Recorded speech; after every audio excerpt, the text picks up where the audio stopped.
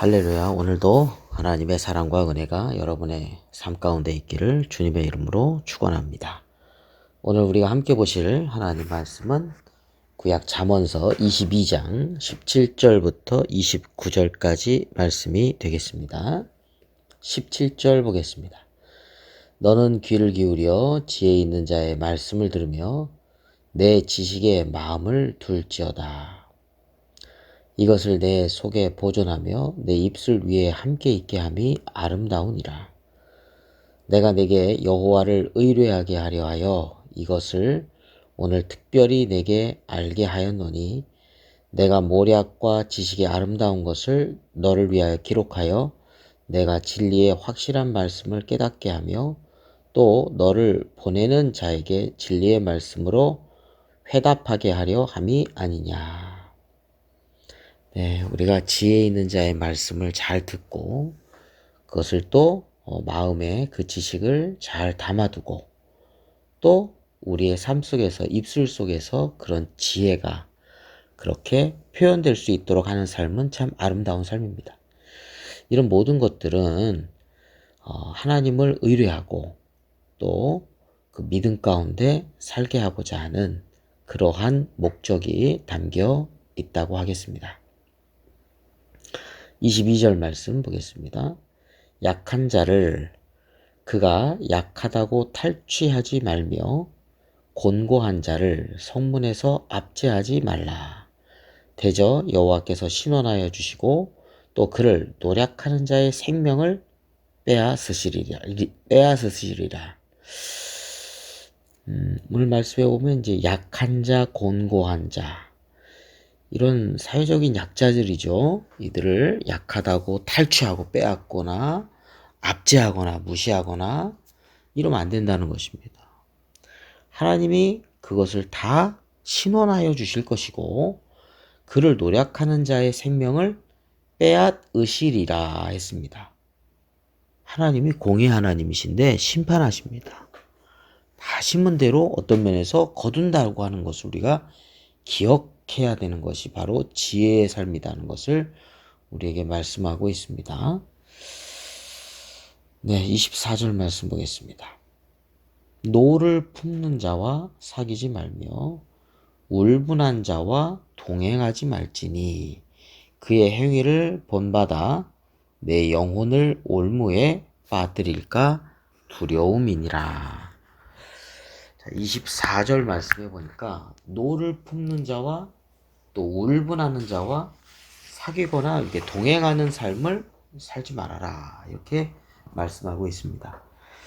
이런 노를 품는 자, 또 울분하는 자, 이런 경우는 모두 자기의 감정을 다스리지 못하고 어떤 사소한 일에도 쉽게 화를 내는 어리석은 사람이라는 것을 가르쳐 주는 것이죠. 그래서 이런 사람들이 쉽게 충돌하거나 다툼을 불러일으킵니다. 그래서 이런 사람들과 함께 또 교제하고 행동을 같이 할 때 화를 자초하기 쉽다라고 우리에게 경계의 말씀을 주고 있다고 하겠습니다. 그렇습니다. 사람은 누구나 이 죄에 쉽게 오염될 수 있는 그런 부분들이 있기 때문에 우리가 그런 행위를 본받지 말도록 특별히 우리가 경계해야 할 필요가 있고요.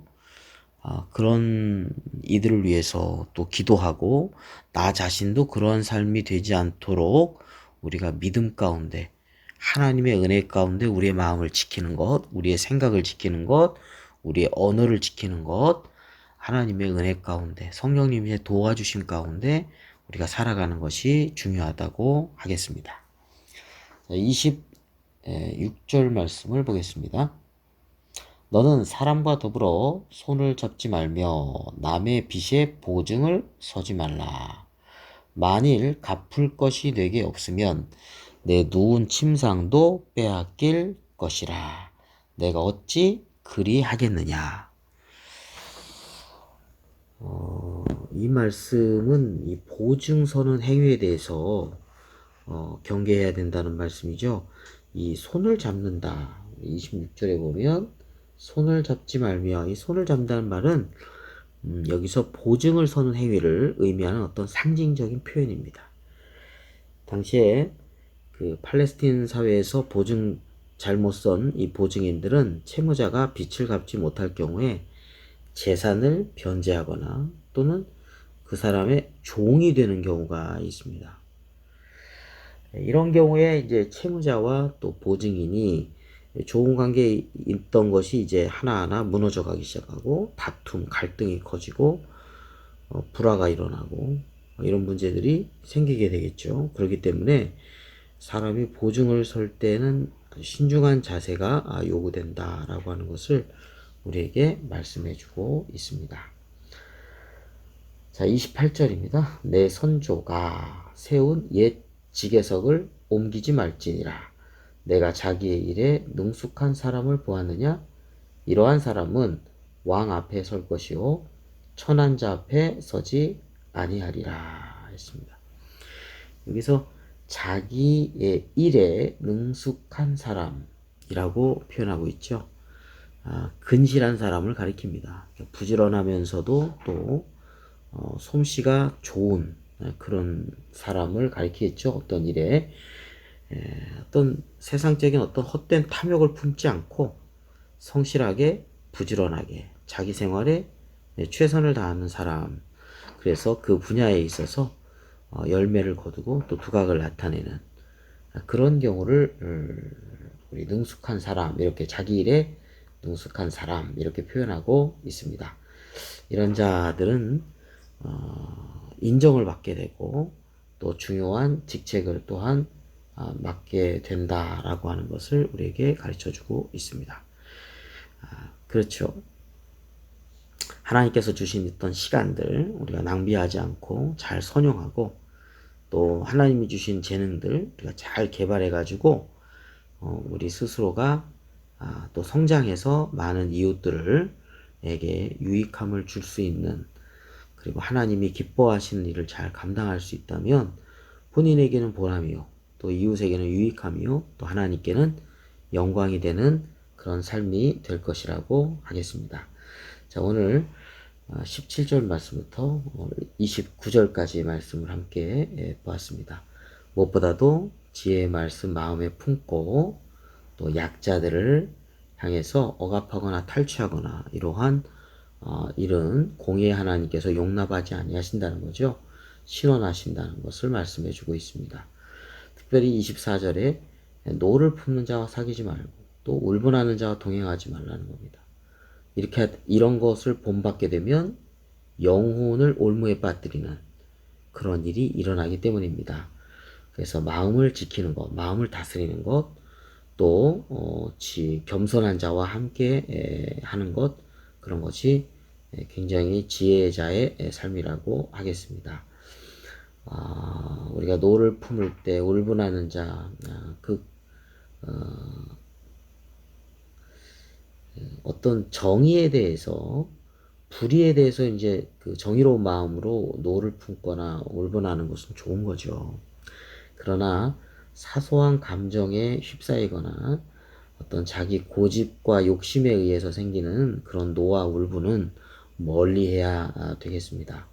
또 내 마음도 잘 다스리고 우리의 친한 사람들이 만약에 가까운 사람들이 그런 마음이 있다면 그들을 진정시키고 또 지혜롭고 냉철한 판단을 할 수 있도록, 그래서 그들의 삶이 어긋나지 않도록 우리가 기도해주고 또 해야 되겠습니다.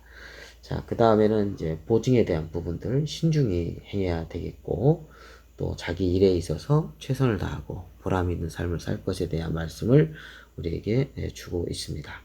오늘 하루도 주님의 은총 가운데 복된 하루가 되시기를 주님의 이름으로 축원합니다.